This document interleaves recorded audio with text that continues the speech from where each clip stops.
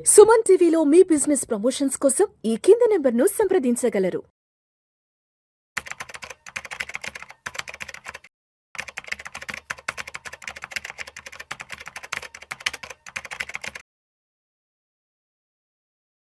Suman TV ప్రేక్షకులకు స్వాగతం. నేను doctor Anil Kumar Bachchu, certified financial ప్లానర్‌ని, ఆంఫీ రిజిస్టర్డ్ మ్యూచువల్ ఫండ్ డిస్ట్రిబ్యూటర్‌ని కూడా. నిన్న డొనాల్డ్ ట్రంప్ ఓవర్‌నైట్ ఒక పెద్ద బాంబేశాడు ఇండియన్ ఫార్మా ఇండస్ట్రీ పైన.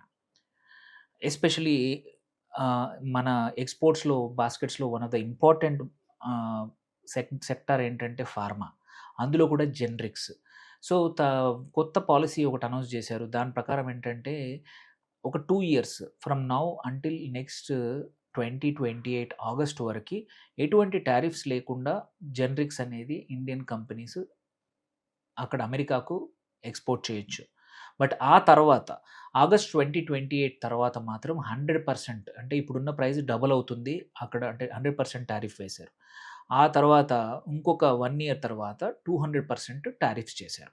దీని నుంచి తప్పించుకోవాలంటే ఇండియన్ కంపెనీస్ కంపల్సరీ వాళ్ళ మ్యానుఫ్యాక్చరింగ్ అనేది అమెరికాలో చేయాలి ఈ జెనరిక్స్ అనేది ఒక కండిషన్ అక్కడ పెట్టారు.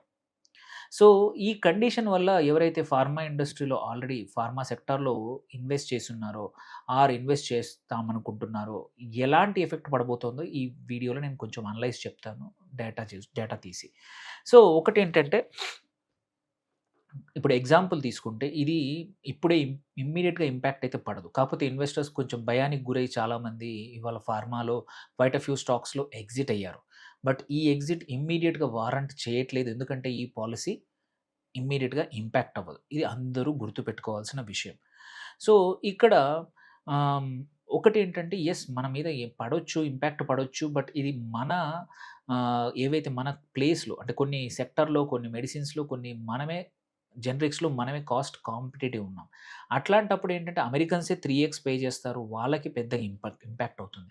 ఎన్ని అమెరికన్ కంపెనీస్ కానీ నాన్ ఇండియన్ కంపెనీస్ ఎన్ని అమెరికాకు మూవ్ చేస్తాయో ఇప్పటికైతే నమ్మకం లేదు.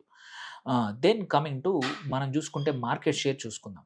కరెంట్ మార్కెట్ షేర్ ఏంటంటే అమెరికాలో జనరిక్ మెడిసిన్స్ ఎక్స్‌పోర్ట్ చేస్తున్న కంట్రీస్ చూసుకుంటే ఇండియా నుంచే 60% అనేది ఎక్స్‌పోర్ట్ అవుతా ఉన్నాయి. అమెరికాలో ఉన్న అది నియర్లీ 45-50 బిలియన్ డాలర్ల వర్త్ ఆఫ్ మన జనరిక్ మెడిసిన్స్ మనం ఎవ్రీ ఇయర్ ఇండియా నుంచి ఎక్స్‌పోర్ట్ చేస్తా ఉన్నాం.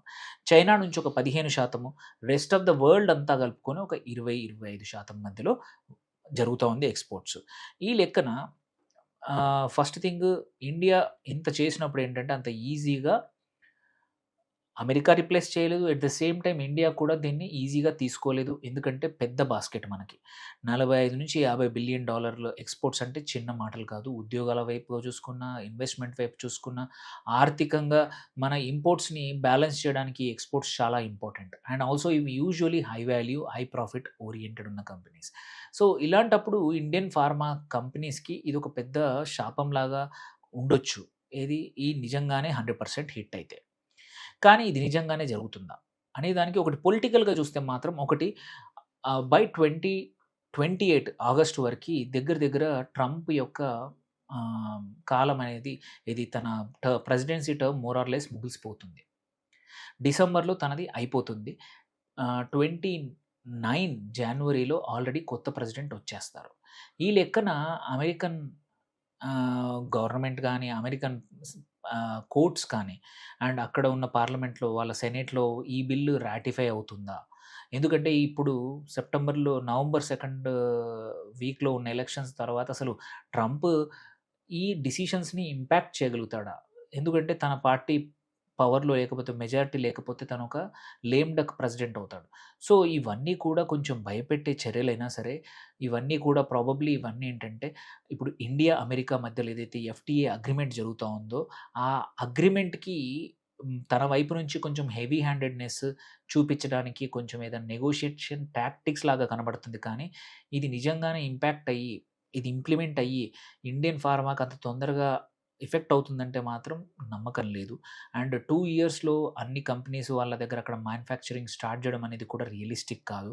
సో, ఇది కొంచెం ఎంతైనా కాషియస్ ఉంటే పర్లేదు. బట్ దీనికి తగ్గట్టు మెంటల్లీ ప్రిపేర్ అయ్యి దీనికి ఇండియన్ కంపెనీస్ కూడా చేయాల్సొస్తుంది. బట్ భయం మాత్రం అంతగా అవసరం లేదన్నది మాత్రం నిజం పొలిటికల్‌గా చూసుకుంటే. దెన్ కమింగ్ టు ఏ కంపెనీస్ దీనివల్ల ఎక్స్‌పోజర్ ఎక్కువగా ఉన్న కంపెనీస్ ఏవైతే ఉన్నాయో అవి ఫస్ట్ చెప్తాను. First Sun Pharma. సన్ ఫార్మాలో ఏంటంటే ఇది హైయెస్ట్ రిస్క్. ఎందుకంటే వీళ్ళకి హ్యూజ్ ఎక్స్‌పోజర్ నియర్లీ $2.8 బిలియన్ దగ్గర దగ్గర వీళ్ళవి యూఎస్ నుంచే రెవెన్యూస్ ఉన్నాయి. అంటే దగ్గర దగ్గర 70% ఆఫ్ వాళ్ళ రెవెన్యూస్ యూఎస్ జనరిక్స్ నుంచే వస్తాయి. సో, ఇది హ్యూజ్ ప్రాబ్లమ్. వాళ్ళకి యూఎస్‌లో మ్యానుఫ్యాక్చరింగ్ ప్లాంట్స్ 5 ఉన్నాయి already. Maybe they are not enough. But impact అనేది కొంచెం తక్కువ చేసుకోగలుగుతారు కొన్ని కేసుల్లో. సో, రిస్క్ లెవెల్ మాత్రం క్రిటికల్ సన్ ఫార్మాకి. If you are Sun Pharma investor అయితే మాత్రం కొంచెం జాగ్రత్తగా ఉండండి. అండ్ నెక్స్ట్ ఫర్దర్ ఇన్వెస్ట్ చేసినా సరే కొంచెం ఇబ్బంది పడొచ్చు. సో, ఫస్ట్ ఇయర్‌లో మాత్రం 25% ఇంపాక్ట్ అవ్వచ్చు. అంటే ఆగస్ట్ 2028 తర్వాత. అట్లాగే ఆగస్ట్ 2029 మాత్రం పెద్దగా అవుతుంది. ఇఫ్ అడాప్షన్ చేయకపోతే, ఈ రూల్ చేంజ్ అవ్వకపోతే ఆర్ సుప్రీం కోర్ట్ ఇది కొట్టేయకపోతే. సెకండ్ బిగ్గెస్ట్ ఇంపాక్ట్ అయ్యేది మాత్రం డాక్టర్ రెడ్డీస్ ల్యాబొరేటరీస్‌కి. వీళ్ళది కూడా చూసుకుంటే నియర్లీ 60% వీళ్ళ రెవెన్యూస్ అనేది యూఎస్ ఎక్స్‌పోర్ట్స్ మీద డిపెండ్ అయ్యి ఉన్నాయన్నమాట. సో, వీళ్ళు కూడా వెరీ హై. వీళ్ళకి కూడా 3 ఆల్రెడీ మ్యానుఫ్యాక్చరింగ్ యూనిట్స్ ఉన్నాయి అమెరికాలో. ఓకే. వీళ్ళు బ్రాండెడ్ డ్రగ్స్ కూడా చేస్తారు. అక్కడ అదొక 30% దానికి అంత పెద్దగా ఇంపాక్ట్ అవ్వదు. So, then Cipla third biggest company. ఏది ఇంపాక్ట్ అయ్యేది. ఇక్కడ కూడా వీళ్ళకి కూడా 55% of their revenues are US generics. So, వీళ్ళకి కూడా పెద్దగా ఎక్స్‌పోజ్ అయ్యే అవకాశం ఉంది. వీళ్ళకి కూడా ఆల్రెడీ 2 మ్యానుఫ్యాక్చరింగ్ యూనిట్స్ ఉన్నాయి. లేవని కాదు. సో, ప్రాబబ్లీ ఫోర్త్ వచ్చేసి లుపిన్ ఫార్మా.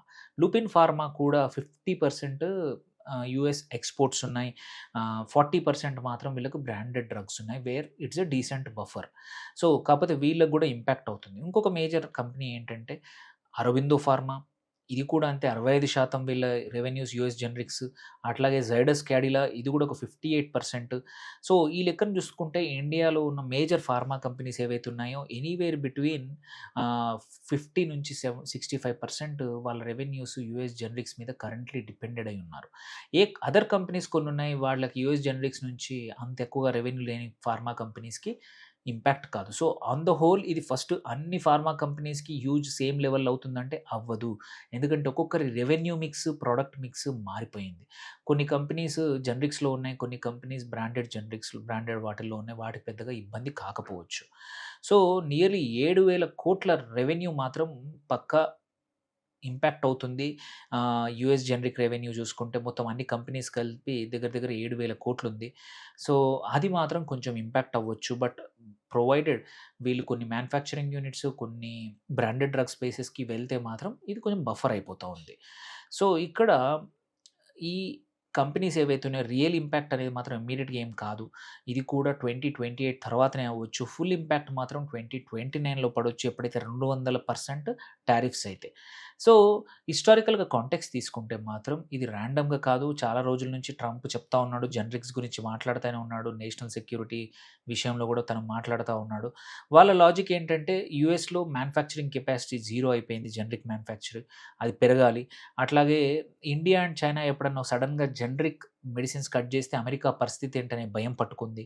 సో, ఇది ఎస్పెషల్లీ కోవిడ్ టైంలో చూసాం మనము. అప్పుడు ఎంత వల్నరబిలిటీ ఎక్స్‌పోజ్ అయింది. అందుకోసమే వాళ్ళు డొమెస్టిక్‌గా మ్యానుఫ్యాక్చరింగ్ ఫార్మాది పెంచాలని చూస్తా ఉన్నారు. రియాలిటీ ఏంటంటే అమెరికన్ కంపెనీస్ దెమ్‌సెల్వ్స్ ఇది ఫైజర్ గాని, జాన్సన్ అండ్ జాన్సన్ వాళ్ళు ఎవరు కూడా జనరిక్స్‌లో లేరు. వాళ్ళు బ్రాండెడ్ మెడిసిన్స్‌లోనే ఉన్నారు. ఒరిజినల్ మెడిసిన్స్‌లోనే ఉన్నారు. జెనరిక్స్ ఆర్ ఏంటంటే ఇంపార్టెంట్ ఎందుకంటే ఇక్కడ లో మార్జిన్ ఐటెమ్స్ 2-5% కన్నా ఎక్కువగా మార్జిన్ ఉండదు. అందుకే American companies can not compete in cost. So, నువ్వు అమెరికాలో మ్యానుఫ్యాక్చర్ చేసినా ఆ మార్జిన్స్ ఉంటాయనే నమ్మకం అస్సలు లేదు. అందుకే ఈ 100% పెంచడం అనే ట్రయల్. సో, యూఎస్ కంపెనీస్ ఏంటంటే లో మార్జిన్ బిజినెస్‌లో ఉన్నాయి. అండ్ ఇంకొకటి ఇంపార్టెంట్ ఇండియన్ కంపెనీస్ కూడా దీన్ని బైపాస్ చేసే అవకాశాలు ఉన్నాయి. కొన్ని మ్యానుఫ్యాక్చరింగ్ యూనిట్స్ ఇండియాలో బదులు ఏ కంట్రీతో అయితే ఈ ఈ టారిఫ్స్ ఉండవో వాటి దగ్గర పెట్టి అక్కడి నుంచి ఎక్స్‌పోర్ట్ చేసే అవకాశాలు కూడా ఉన్నాయి. దాన్ని అమెరికా ఆపలేదు. సో, మన Indian companies are always smarter. Existing companies American కంపెనీస్‌ని కొనేయడము, యూనిట్స్‌ని కొనేయడము ఆర్ థర్డ్ పార్టీ కంట్రీ నుంచి ఎక్స్‌పోర్ట్ చేయడము పక్కా జరుగుతుంది. సో, అట్లా అని చెప్పి పెద్దగా ఇంపాక్ట్ ఉండదు. అండ్ మోస్ట్ ఇంపార్టెంట్‌లీ అసలు ట్రంప్ ఉంటాడా? ఉంటే అంత పవర్‌ఫుల్ ఉంటాడా? ఈ బిల్ అసలు నిలబడుతుందా? So, there are so many ifs ఉన్నాయి. సో, అందుకే ఇన్వెస్టర్స్ ఏదైతే భయపడతా ఉన్నారో పొద్దున్నుంచి చాలా కంపెనీస్ సెల్ ఆఫ్ జరుగుతున్నాయో అంత ఎక్కువ భయం అవసరం లేదు. ట్రంప్ ఏంటంటే మాటికి తను తీసుకున్న డెసిషన్స్ మల్టిపుల్ టైమ్స్ రివర్స్ చేశాడు ఆర్ వాళ్ళ కోర్ట్స్ కొట్టేసాయి. సో, ఇలాంటి పరిస్థితుల్లో అండ్ ఆల్సో వాళ్ళ సెనెట్‌లో గాని, లోయర్ హౌస్‌లో గాని కూడా కొట్లేయడం జరిగింది. సో, అందుకే ఆయన్ని ఇంకొక మాట అంటారు. టాకో అంటారు. టాకో అంటే ట్రంప్ ఆల్వేస్ చికెన్స్ ఔట్. అంటే తన డెసిషన్స్ ఎప్పుడు వెనకాలకెళ్తాడు. ఇఫ్ దేర్ ఈస్ ఎ భయం ఉంటే. నిజంగానే 100% పెంచితే అమెరికన్ వినియోగదారులకే ఇది ఇబ్బంది. అలాంటప్పుడేంటంటే అమెరికన్ వినియోగదారులు వాళ్ళు వాడే మెడిసిన్స్‌కి డబుల్ అమౌంట్ పే చేయాల్సొస్తుంది. అప్పుడు బాధపడేదెవరు? అమెరికన్ వినియోగదారులే ఆర్ అమెరికన్ ఎవరైతే ఈ మెడిసిన్స్ వాడుతున్నారో. సో, ఆ భయం ఇప్పుడు కాకపోయినా ఎందుకంటే అందుకే ఇప్పుడు ఇమ్మీడియేట్‌గా పెట్టట్లేదు. ఇదేదో 2 ఏళ్ల తర్వాత పెట్టాడు. సో, అది ఇంకొక జిమ్మిక్. మనము భయపడ్డం కన్నా ఐ థింక్ ఫార్మా కంపెనీస్ కూడా వాటిని ఈ జిమ్మిక్‌ల నుంచి చూస్తా ఉన్నాయి. నిజమేందో తెలుస్తా ఉంది. సో, అందుకే పొలిటికల్ ఆప్టిక్స్ ఏందంటే ఇది 2228 ఎలక్షన్స్ ఉన్నాయి. అంతకన్నా ముందు మా పార్టీ జెనరిక్స్‌కి అగైనిస్ట్ అని చెప్పడం important. But by the time అప్పటికి అపోజిషన్ పార్టీ రేట్లు పెరుగుతాయని భయపడితే మాత్రం దీన్ని కూడా ఎనకాలకెళ్ళిపోవచ్చు.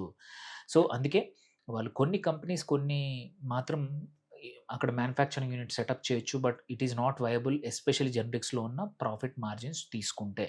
సో, అందుకే ఇంతకుముందు తీసుకున్న టారిఫ్స్ ఎనకాల మళ్ళీ రిటర్న్ ఎళ్ళిపోయిన పరిస్థితులు చూస్తుంటే ట్రంప్ టారిఫ్స్‌లకి అంత భయపడే సిట్యుయేషన్ మార్కెట్స్‌లో ఎక్కువగా లేదు. సో, ఇన్వెస్టర్స్ కూడా ఇది ఇమ్మీడియేట్‌గా కాదు కాబట్టి అంత భయపడకండి. మన ఫార్మా కంపెనీస్, మన గవర్నమెంటే కానీ నెగోషియేషన్స్‌లో అన్నీ చేంజ్ అవ్వచ్చు. మీరు ఓన్లీ నీ జర్క్ రియాక్షన్స్‌తో ఫార్మా కంపెనీస్ అమ్మేస్తే మీకే నష్టం. సో, కొన్ని రోజులు హోల్డ్ చేయండి. అన్ని థింగ్స్ పరిస్థితులు మారిపోవచ్చు. అంత ఎక్కువగా భయపడాల్సిన అవసరం లేదు. ఈవెన్ ఫుల్ ఇంపాక్ట్ అయినా 7,000 కోట్ల కన్నా ఎక్కువగా అవ్వదు. మన total exports nearly 45-50 billion dollar generics ఉంటే అన్నింటికి అన్నీ కాంపిటీషన్‌తో ఆగిపోవు. సో, భయపడాల్సిన అవసరం కొంచెం తక్కువగా ఉంది. కారణాలు కూడా చాలా ఉన్నాయి ఆగిపోయేవి. సో, ఇది యూఎస్ జెనరిక్స్ పైన ట్రంప్ వేసిన టారిఫ్స్ యొక్క ఇంపాక్ట్ ఎంతవరకు ఉంటుందనే అనాలిసిస్ దీన్ని నలుగురికి షేర్ చేయండి. మీకేమైనా క్వెషన్స్ ఉంటే మీ ఒపీనియన్ కూడా తప్పకుండా రాయండి. Thank you for watching. Signing off doctor Anil Kumar Bachu.